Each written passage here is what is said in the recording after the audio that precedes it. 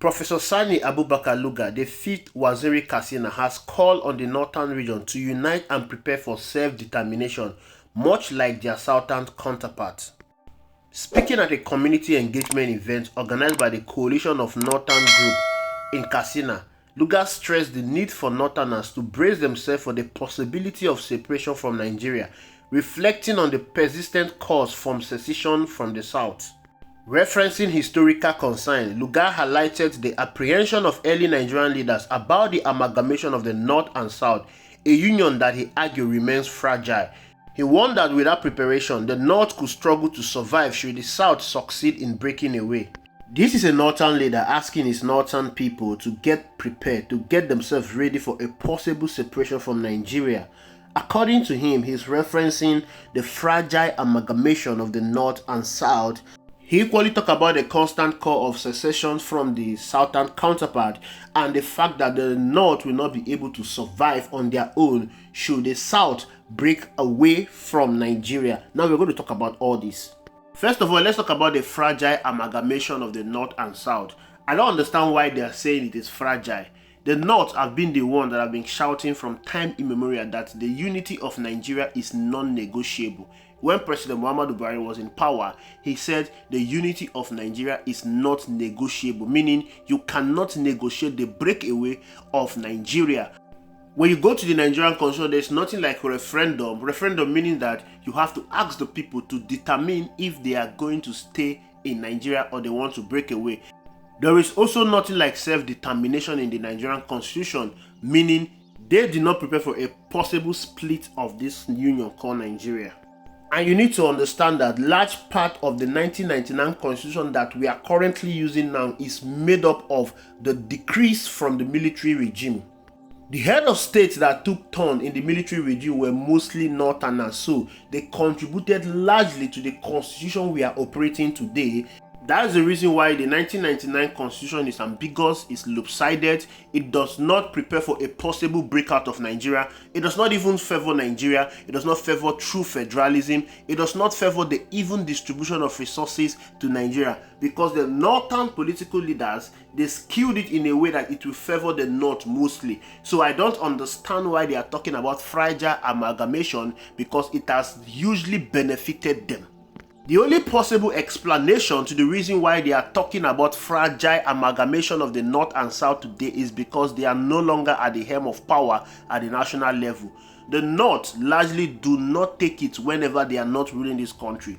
They find it very difficult to survive whenever they are not controlling power at the national level. And this does not only start today, it has been from time immemorial.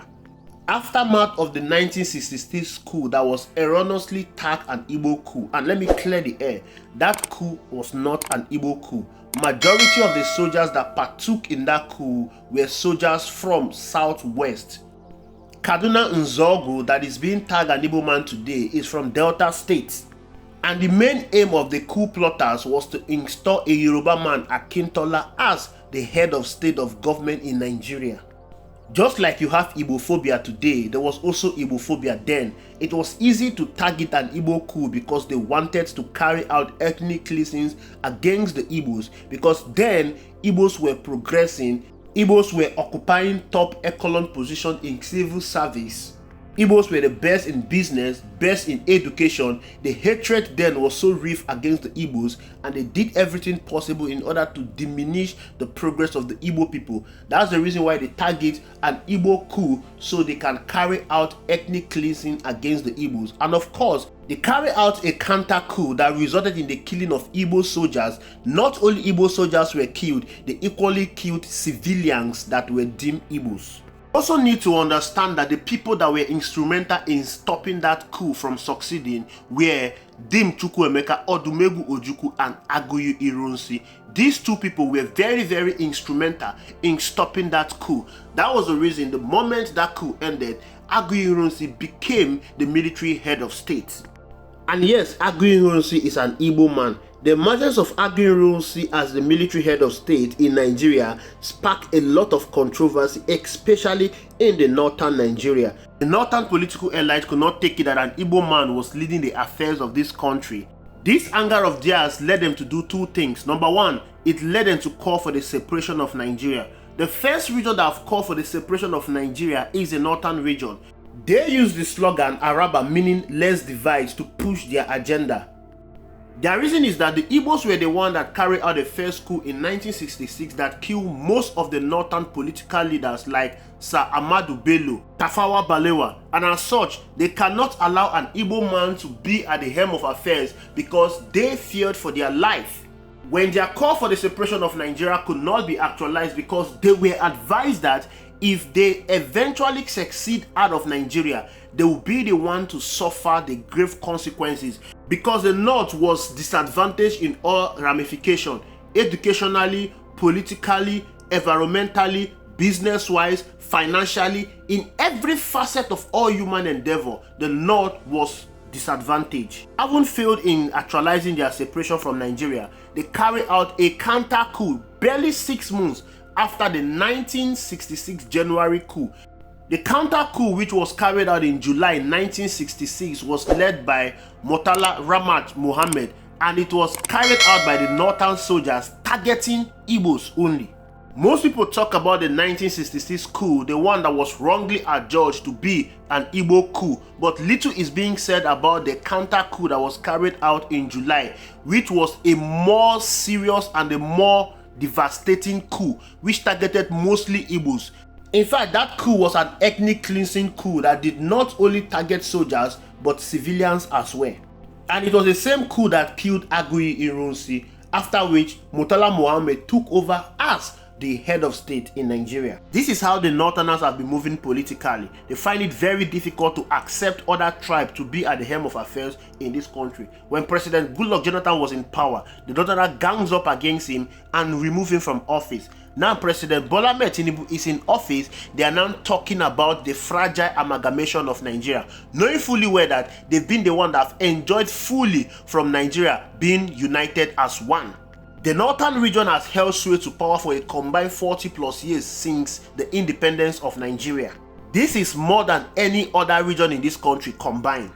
All these years of the North controlling power at the national level, they've never talked about the amalgamation of Nigeria being fragile. They've never talked about separating from Nigeria. It is only when someone from the South is holding on to power, that is when they remember that Nigeria amalgamation is fragile and they want to leave Nigeria. Now this brings me to the next point he raised, that the North will not survive should the South separate away from Nigeria. This is not a hidden fact, it is a truth. The North has been programmed in a way that they need to depend on other regions for them to survive. They've not been programmed in a way to survive independently. That is the reason why the people that are calling for the unity of this country mostly are the people from the North. They say that this country unity is non-negotiable, it is sacrosanct. I told you that in 1966, the North was disadvantaged in all ramifications. Till date, the North is still disadvantaged. Despite holding sway to power for 40 plus years, they've not developed their region to stay independently. The only thing that the North has succeeded in achieving is holding on to political power. And holding on to political power that do not benefit you is tantamount to nothing. For instance, when it comes to education, currently the North is lacking backwards in terms of education. 18 million out of school children in Nigeria, 10 million of such children are from the North. That is such an outrageous number. When we talk in times of insecurity, the insecurity we are experiencing in Nigeria today started from the North. Boko Haram insurgent, banditry menace, the marauding Fulani herdsmen, all these things are being experienced in the northern part of the country. And this has troubled the economic and political life in the North. It has really destabilized that region. Economically, majority of the northern states are not self-sufficient. They depend on the federal allocation from Abuja in order to survive. If there is a possible split of Nigeria into regions today, the North will suffer greatly for it. That is the reason why you keep seeing them shouting about Nigeria being united. If they can experience what they are experiencing today, being united in Nigeria, imagine what they will experience if this country split into regions. That region will simply explode into chaos and disaster.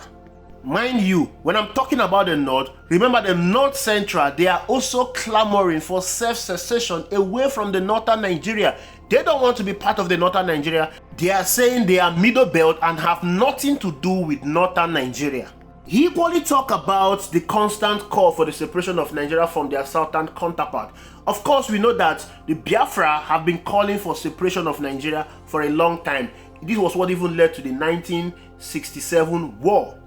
Despite the war being fought and done, there is still call for the separation of Nigeria till date from the people of the Biafra, the Igbo people.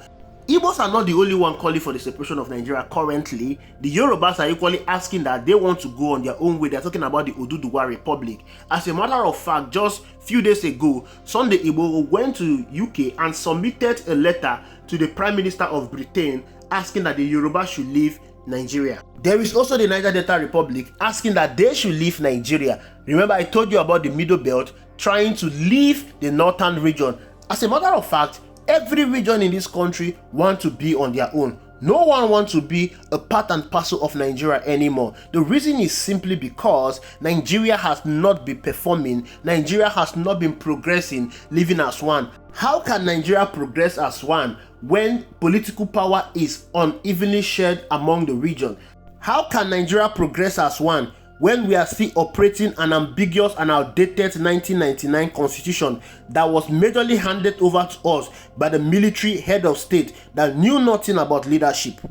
And of course, I need to agree with him that the amalgamation of the North and the South is a fragile one because the people were not consulted before that amalgamation was carried out. The amalgamation was done purely for administrative purpose by the colonial masters. The colonial masters needed an ease of administration. That's the reason why they amalgamated the North and South together. They did not amalgamate the North and South for the progress and development of Nigeria. So two things is involved. Split this union called Nigeria. It was not meant to be together. We are not meant to be living together. We are not living as one. There is too much strife, too much hatred. No nation succeeds when the people are not living together. If Nigeria cannot be split into other regions, then true federalism is the best way to go. Every region needs to stay on their own. True federalism is going to breed healthy competition in this country where every region will work hard to ensure that they develop their region. Unlike what we are currently having today, where some states are parasitic states, they live off the revenue of others. This is not going to develop this country. However, if they really want to succeed out of Nigeria, then they should amplify it, because once the northern Nigeria will decide to succeed out of this country, it will accelerate the split of Nigeria, and this is what everybody wants. Thank you for watching. I will see you in the next video.